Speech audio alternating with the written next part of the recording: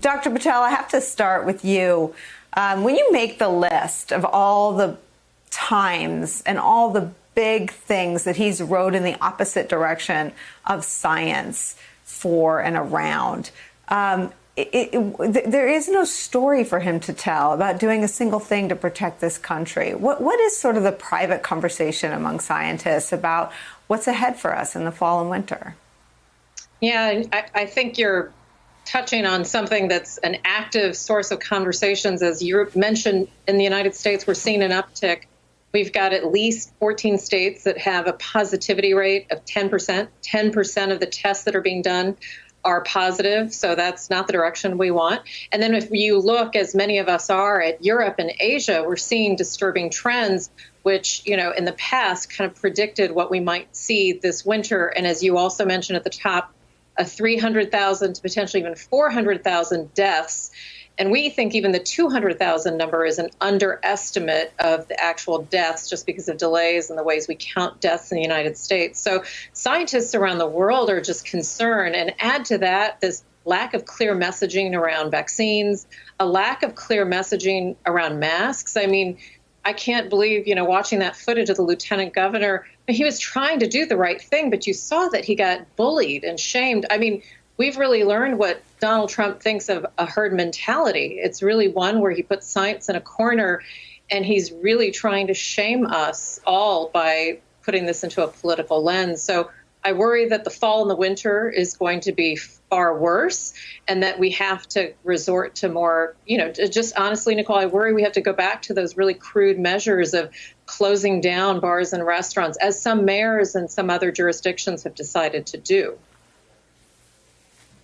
Ron Klain, it is startling to listen to the president at his rallies for lots of reasons, but none quite as startling and upsetting as listening to him describe 200,000 dead Americans as nobody.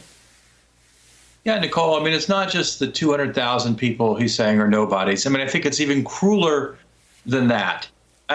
Basically the core of that message is, well, it's just old people. Old people don't count. And of course, that's horrible, ghastly. I mean, it's ghastly for a supposedly pro-life president to say that, ghastly for any president to say that old people somehow don't count. And of course, even that's wrong. Young people, as we've talked about on the show before, die. And a lot of working middle-class people, a lot of people going to their jobs every day. More cops in this country have died this year from COVID than from walking the beat. Grocery store clerks, nurses, 1,000 healthcare workers have died helping other people fight COVID. So, this disease is striking all ages, all segments, all races, all geographies, red states, blue states. All the president can think about is trying to minimize it and downplay it. We're not turning the corner. He has barely gotten behind the car and started to drive.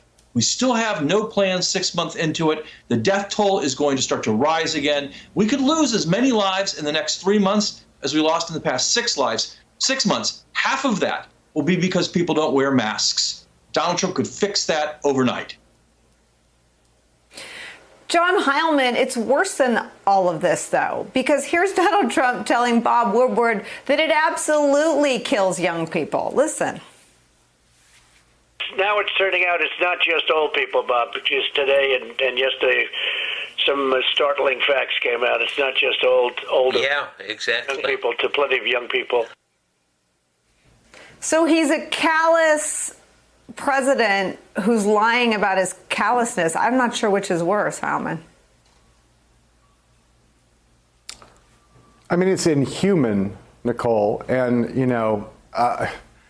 we know that Donald Trump is a liar. We know he's a pathological, profound, irredeemable liar. We know he lies about everything. He tells lies more naturally than you and I breathe. But to see it laid out in this way so starkly it still stuns. Nearly 4 years into this, it still stuns. Yeah. I guess I'd say a few things about this overall topic, right?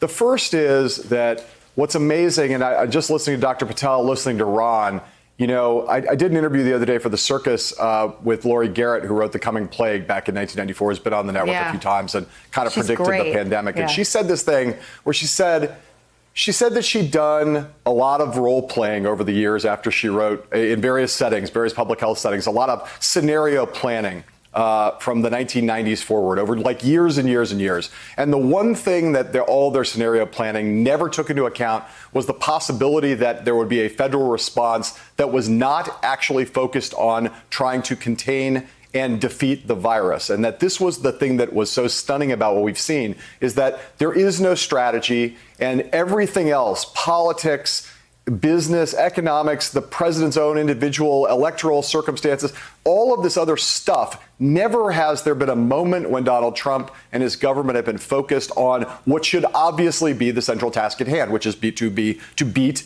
this virus. And that is one thing I'd say. The second thing I'd say is, is to Ron's point about the president saying, about old people, that basically he is saying old people don't count very directly. You wonder why Donald Trump is in such trouble across the country electorally against Joe Biden, and particularly in the battleground states with senior citizens. How can it be? Democrats never win senior citizens. It's been not since Al Gore in the year 2000 has there been a Democrat who's been ahead, and Joe Biden has erased Donald Trump's dominant lead in that from 2016 in that category. It could be the thing. The great irony here is that Trump has put politics ahead of public health, but in the process of talking about it, he's managed to imperil himself politically in this very specific way. There's not a world where Donald Trump wins the presidency other than stealing it. There's not a world where he wins it honestly if he doesn't win the vote of seniors. Yeah. And right now, it's not just that Joe Biden is doing better than Democrats normally do. He's winning among senior citizens, and particularly in battleground states like Florida. That's going to be potentially the difference between victory and loss for Donald Trump. And he's done it all to himself while in the process of doing all these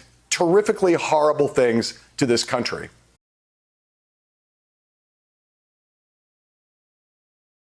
Hey there, I'm Chris Hayes from MSNBC. Thanks for watching MSNBC on YouTube. If you want to keep up to date with the videos we're putting out, you can click subscribe just below me, or click over on this list to see lots of other great videos.